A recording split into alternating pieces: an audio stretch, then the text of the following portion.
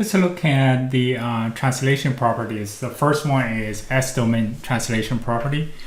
And let's see if we have, we know the Laplace transform of ft, and we're trying to find the Laplace transform of ft times e2 minus alpha t. And alpha would be, typically would be real and a positive number in any the practical world. Right, so this decaying function, exponential decaying function. And in this case, the Laplace transform of this one here would be, this one really easy to prove. And the Laplace transform of the result is f, you replace s by s plus alpha, okay? And if this ft is multiplied by e2 minus alpha t, and in this case, let's see the Laplace transform of this minus alpha t, and that's just equal 0 minus to infinity ft. I mean the time domain function, which is the whole thing here, is ft times e2 minus alpha t and times e2 minus st. There's still the definition, right? dt. And now I can combine this 0 minus to infinity and ft. And I can combine these two, the product of these two exponential function, exponential functions. So I can add these two exponents. So negative alpha t minus negative st. So that would be s plus alpha times t dt, right? Since the let's see, the function here, this means 0 minus to infinity ft times e2 minus st dt is equal fs, right? So therefore, whatever here, and you could do the replacement variable. Let's say you have another variable called s prime, and then this is going to be equal to fs prime. So therefore, you can change it back to fs, change it back to, so this is just equal to fs plus alpha.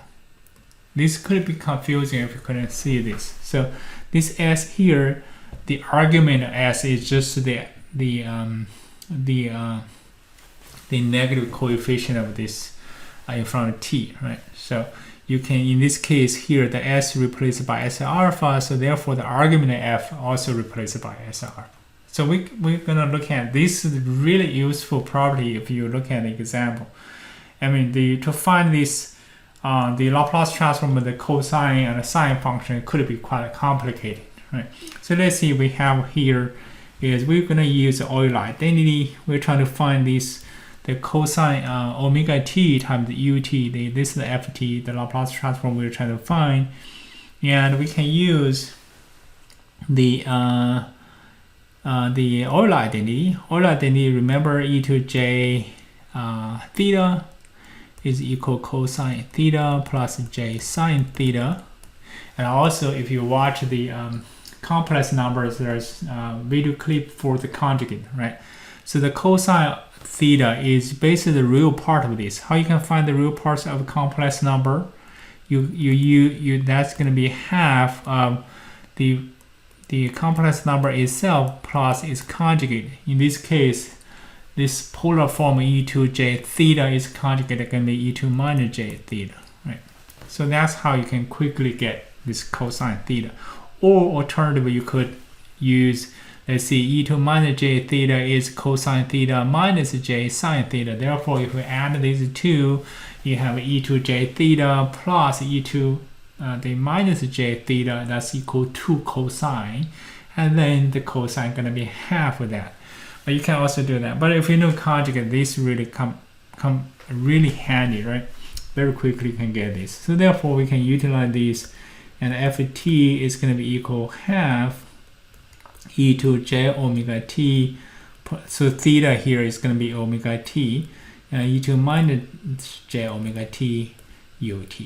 So if you take the Laplace transform, so you take the Laplace transform of this one here is, so the Laplace transform of ft is going to be equal, let's call this fs, and that's going to be equal based on the linearity property, right? So you can add these two, so you can have the Laplace transform of e to j omega t ut, right? And so therefore, the plus the half of Laplace transform of e2 minus j omega t ut. And now we can utilize the S-domain translation property. So in that case, I'm going to do it in one step here. So in this case, alpha, so negative alpha is equal to j omega for the first one, right? So therefore the alpha is negative j omega, and we know what's the Laplace transform of the ut. So I'm replacing, so the first one here, I hope you are following me. You're not, you can stop the video and think about it. And so in this case, I'm replacing, I know the Laplace transform of the ut is 1 over s. So I'm replacing that s by s plus alpha, which is, in this case, alpha is negative j omega, because we have e2 j omega t. J omega is negative alpha, so therefore minus j omega. And so this is the first term, and the second term here is, and it's half of, so in this case alpha, negative alpha is negative j omega, so therefore alpha is omega. So in this case we just replace s plus j omega plus alpha and then 1 over that, right? So I can get the common denominator by multiplying these, each of these by, let's see, the first term, s minus j omega times s plus j omega. And in this case, the first term here, I need to multiply by s plus j omega. A second term here, I should have s minus j omega, right? So in this case, we know what the denominator is, right? The denominator here is, if you, the complex number multiplied by its conjugate, always going to be the magnitude square, so which is s square plus omega square, right? And the numerator here, these two going to be cancelled, so I'm left with 2s that divided by 2, so I have a s. So this is the Laplace transform. This is Laplace transform omega cosine omega t. Okay, so you see this how powerful this simple S-domain translation property, right? Another very important translation property is a time domain translation property. This corresponds to a delay. So let's see, for any practical purposes, t is going to be a positive number. So let's see if I know the Laplace transform of ft, and what would be the Laplace transform of ft minus t times ut minus t. Make sure you have this term here, because otherwise the function is not the same. Okay, so the function before t is equal to capital T, so that function is 0 because that ut minus t. Remember, so ut minus t minus capital T is going to be equal 0 for t minus t less than capital T. Right? So that's the definition. So the ut minus t is just the step function. You delay it by capital T, and that before that t, that's equal 0. Okay, so let's look at the still using definition. So the Laplace transform of these. This is the result. How we get this result. And this result is very important when you even do the Z transform. Later you're gonna have a digital control, so you have another transform called a Z transform. And in this case, let's see the Laplace transform of ft minus t times ut minus t, and just equal based on definition 0 minus to infinity, and f t minus t times ut minus t. So this is just the time function, right? So this is e2 minus st dt. So I'm just applying definition, nothing really happening here. So I'm going to integrate in two intervals. One is I'm integrating from 0 minus. So let me write, maybe starting from here, I got a little bit more space. 0 minus to capital T and ft minus t u t minus t d e2 minus st dt.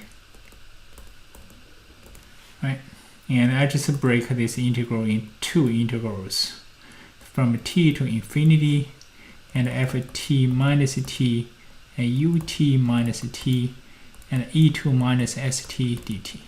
So the first one here, since this one is going to be 0, so therefore the whole thing is going to be 0. Right?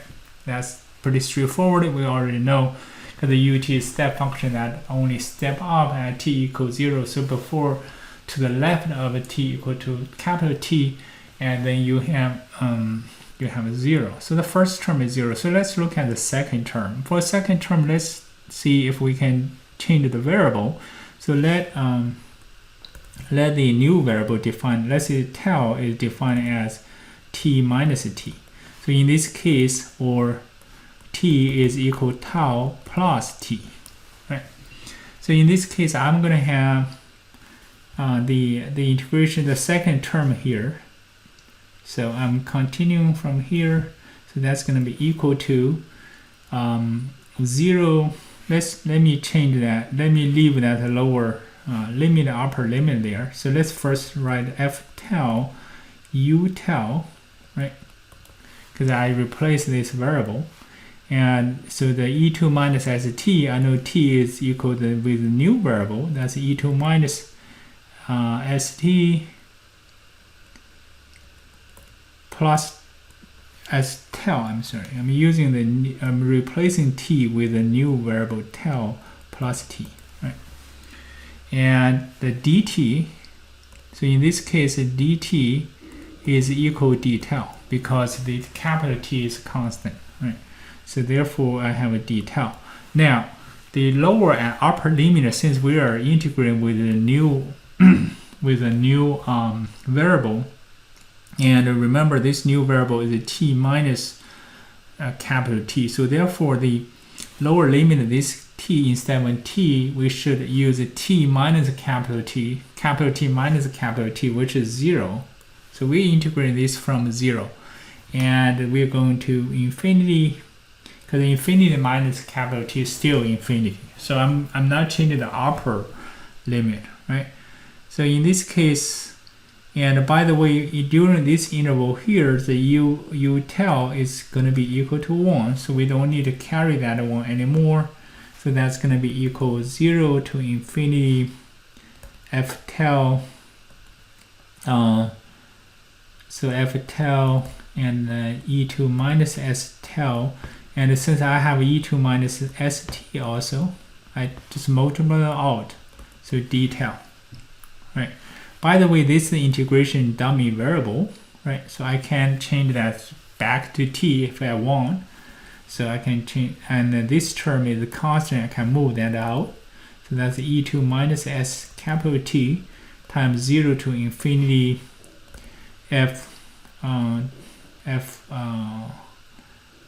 t. If you want to change it back, or if you just leave it that way, that's fine as well.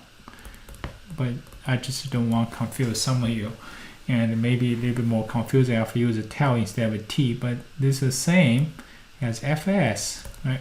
So this is the definition of the Laplace transform, and therefore we have this e2 minus st times e2 minus st times fs. That's it. That's the proof of this. Okay. The video clip for this one is a little bit long. We have 2 properties covered. I hope you understand all this. Okay.